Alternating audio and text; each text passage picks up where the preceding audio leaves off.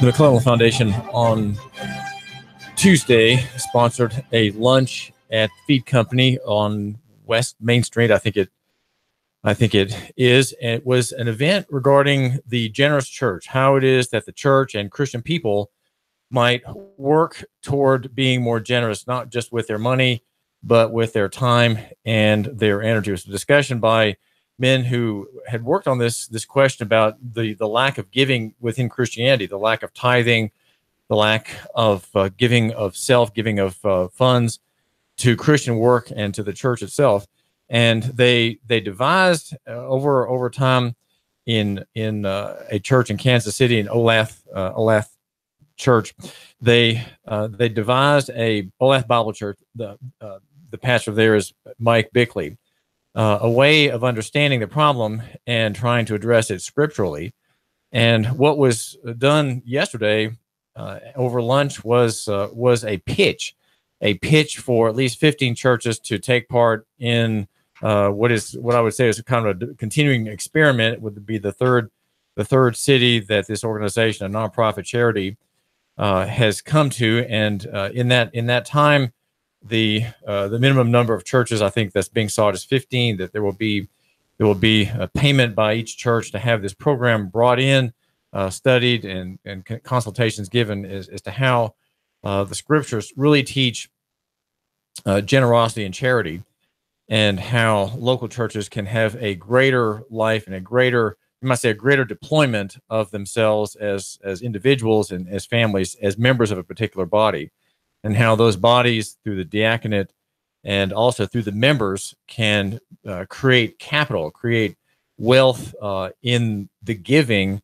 of time and energy and knowledge and connection, and also cash to individuals, families, groups, and areas of town. That was an event yesterday, and it was sponsored by Generous Church and paid for by McClellan Foundation, which has an interest in, you might say, the deployment of Christianity. I talked with a minister at Grace Point Church, the new minister there, and he said that, well, his goal, one of his goals in the pastorate, is to improve the deployment of Christians in the larger world. And I asked him, well, does that mean, what does that mean exactly? Does that mean simply getting people to make personal professions of faith, or does it mean having an effect on the larger city, on questions of justice, let's say, in government and poverty and other things? And I think the answer seemed to be sort of down between those 2 points, but there is an interest in Chattanooga among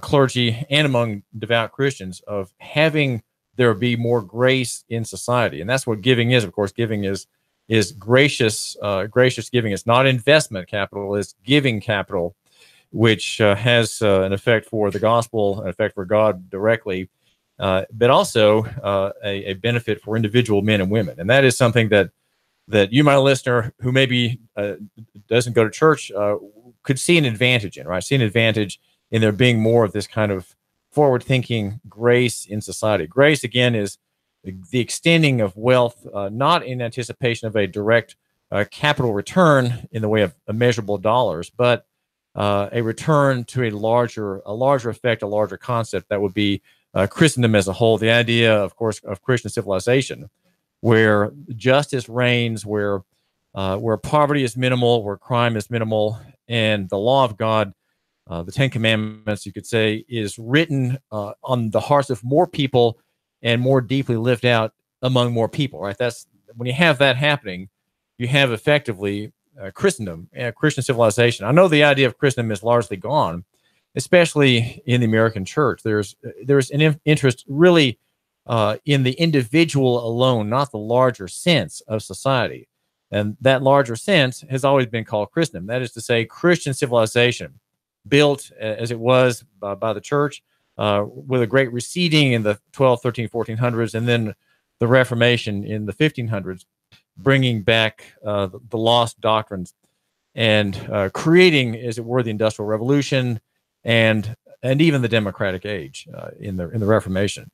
And so that larger context, which is in view, I think, in the Generous Church proposal to come to Chattanooga and work with 15 churches or more, that larger view is there. And I would say here on the David Tulis Show is encouraging for everyone, even people who are not connected with Christianity, not attending a church, don't believe in God, but to see that idea put in the form of a program, brought into each individual assembly by the minister, by the deacons and the elders, very pro capital, very pro local economy. Right, this is all in the realm, in the direction of local economy. And my name is David Tulis, and I am the you might say the chief booster in Chattanooga of the idea of local economy and the free market.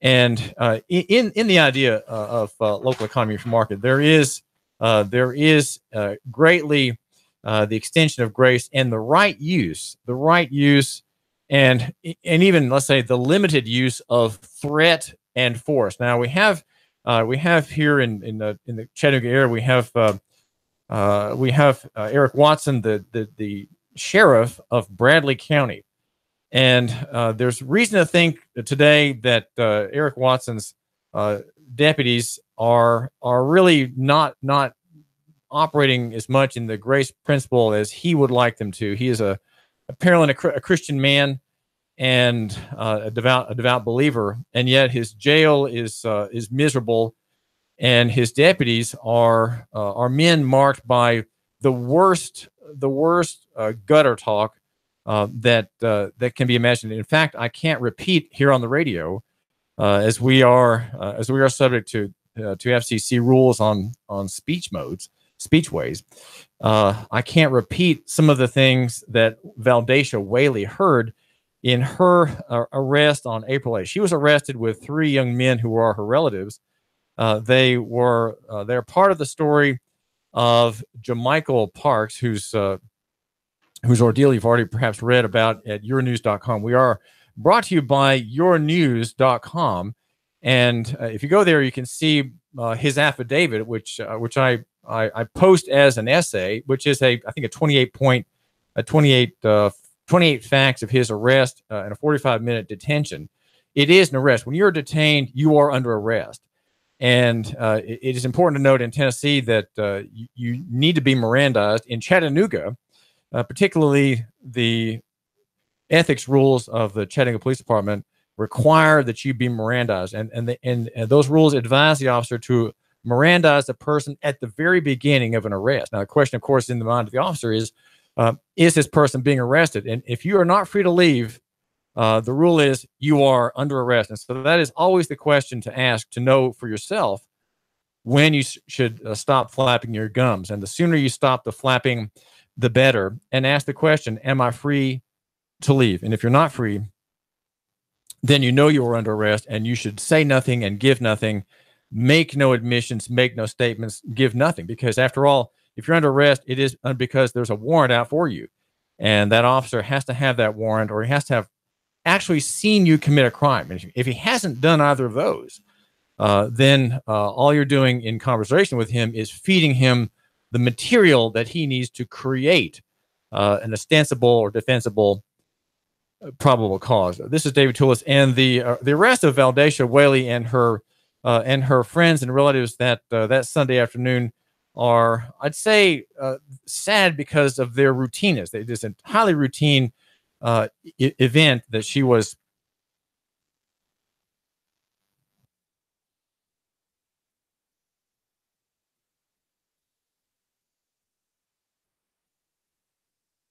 This is David Tulis, and I appreciate your tuning in. Appreciate you tuning in. We are here at Nooga Radio 92.7 FM, and I have for you a brief clip. Now, there's a defect in this clip in that my phone app, has not been faithful to me, and there are some gaps in what she says. I'm not sure why these gaps are there, but you'll just have to kind of piece together the story. She does not use the profanity that was used in her arrest, but she is a minor. At 17, she was forced to hear an expression in the direction of "you're MFing ass." Okay, that's what the officer said as a matter of public policy in Bradley County, serving Sheriff Eric Watson. This is David Toulis, and glad you all are listening. We're here with Valdacia Whaley by phone. She is 17, and she was okay. Valdacia among those stopped at a traffic stop April 8 in Cleveland.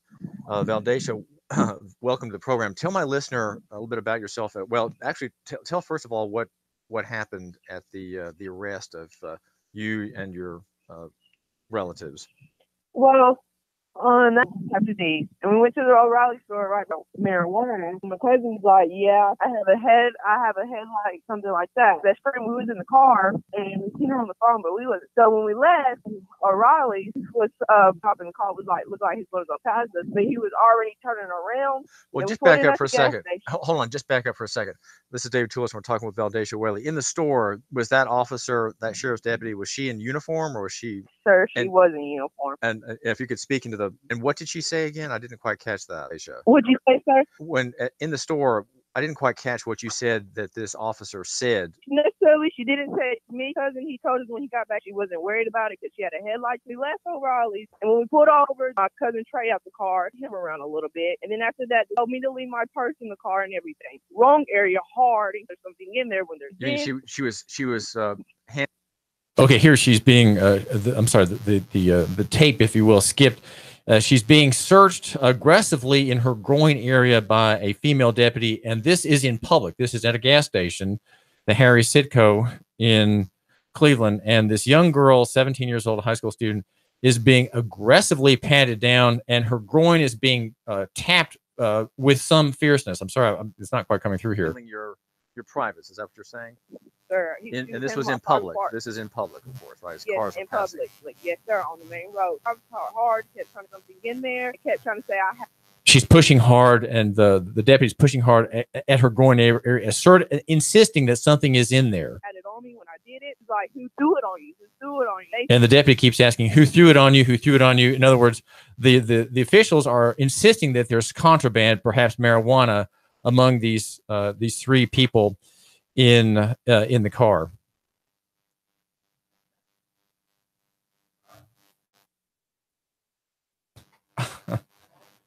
Well, this is David Toulis. So I'm not finding my my icon to push the button, but anyway.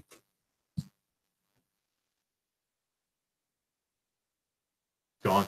Okay, this is David Toulis. We are glad you're giving us a few minutes of your time. But there was a traffic stop April 8 that subjected 4 people to a 45-minute search after an officer deputy alleged that she smelled marijuana on the clothing of one of the people in an O'Reilly auto parts store. And so there was a conversation between one of the members of this group and the deputy. The deputy called officers, apparently giving a claim of probable cause, giving claim that these people had marijuana, had contraband on them. And so 6 cruisers descended upon this pickup truck with the 4 in it, and finally came to a stop. Of course, this is under Title 55 or under the probable cause rules at the parking lot of a gas station. In the car was Austin Dodd. His nickname is Trey. There's also Raquan Dodd, 19, and Valdacia Whaley, whom you heard a moment ago, age 17, and then Jashawn Hill, who is a Tennessee State University student. And the girl says, tells me that the officer in her presence used the word MFing ass, and also used the word for rear end in her case. I think in the sense of sit down on your backside or go to jail. That was the thing that she was threatened with several times. So here we have people who are searched. Her purse is searched. She's roughly treated. Her privates are prodded aggressively by a female deputy in public. This is in public, not in a private place, but in public. It is effectively the routine humiliation of one group of people by another, and the people bringing the offense are deputies using vile language and profanity. Does the commission of Bradley County accept that Eric Watson's deputies do this? Now, there is a campaign for sheriff in that county, and I doubt that questions like this are part of that campaign. They seem to rarely be, and that is the general polity, the general rightness of there being arrests of this kind to begin with, and a search made of that car, evidently without permission, Permission was not asked, and on the grounds of the claim by the deputy in the car parts store that she smelled marijuana, which means, of course, that there's a marijuana on their persons, right? That's if maybe someone's clothes does have that odor, but that is not probable cause to search a car. So that here you have a story that is again, you might say a very ungenerous county, and in a very ungenerous enforcement of statute. And again, these young people were not Mirandized; they were under arrest. Neither was the man who tried to film the when he arrived at that gas station to film the encounter, and that is Jamichael Parks. He was arrested, also detained for 45 minutes. And if you're not free to leave, you are under arrest. Okay, you're not just being detained. It is not an investigatory detention. It is an arrest. If you're not free to leave, you are under arrest. And at that point, you should be Mirandized. And if you are not Mirandized, if you are not told what the limits are of their authority and your rights to not speak and not to incriminate yourself, you should do it to yourself, right? You should do it to yourself. This is David Toulis, and there are a few headlines I wanted to get to today. There is a consideration in East Ridge of an ordinance that will regulate Airbnb and short-term vacation rentals, and is a discussion by Kenny Custer, who is the director of community service for city government. And a planned ordinance allows in certain areas for owners of houses to have Airbnb rentals, to have short-term vacation rentals in their houses through the internet. Right, the internet economy is coming to East Ridge, and East Ridge, like Chattanooga and its city council, is resisting the internet. It is resisting the idea of the internet, the idea of an open, free market. That is not to be. These are not to be allowed in Chattanooga or in East Ridge. And the story in Chattanooga.com in Tuesday's editions says that rentals will be allowed, as it says, in certain zones, but not those for single-family dwellings. So in other words, if you have a single-family house, you can't do an Airbnb, but only if you are in a duplex or a triplex or in a commercial zone. Only then can you have an Airbnb. Well, this is simply unconstitutional. And we explained as regards the Chattanooga ordinance that it's unconstitutional as well, because it makes an arbitrary and capricious distinction among like parties, and that can't be done. In Chattanooga, with which I'm a little bit more familiar, it's very, very clear that it's unconstitutional, because the overlay district map, as it's called, for the short-term vacation rental district has a line that runs down streets, and on one side of the street you have a man or a family that is allowed to have Airbnb that's within the red zone, right, in the area that's permitted, and then those out the one on the other side of the street, the same neighborhood, same street, another family or another man or woman cannot have a short-term vacation rental arrangement with an online middleman. It's just not allowed. So Mr. Custer is involved. Kenny Custer is involved in getting this program together with permits. Again, we don't live in a free market. We don't live in a free society. We live in a permitted society, a licensed society. People do things all right. They're at liberty to do things all right, but only once they get permission. And that is in view in East Ridge. In New York, there's a doctor on trial for murder. It is a trial that is not being covered apparently by our watchdog media in that part of the country. He's a gynecologist, and his name is Dr. Robert Rowe, 52 years old. He was arraigned in Queens Supreme Court on one count of second-degree manslaughter for recklessly causing the death of Jamie Lee Morales. She was 30 years old in her second trimester. She showed up and in his clinic, and she was badly injured, and an autopsy showed that she had internal injuries in either two abortion procedures that this doctor conducted on her that day in 2016 in July.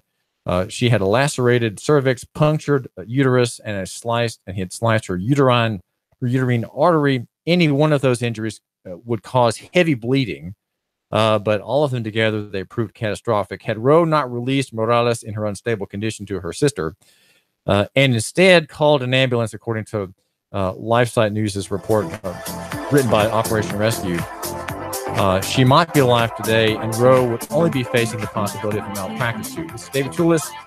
We are here at News Radio, 92.7 FM and 95.3 FM HD4. I do thank you for giving me just a minute of your time. And now I've got some important messages. Do stay tuned here to the David Tulis Show. Later today, Sean Hannity. Before him, Bloomberg News just after the lunch hour. Bloomberg News at 1 o'clock. The most important news of the day out of Washington and New York, the financial markets. 3, 2,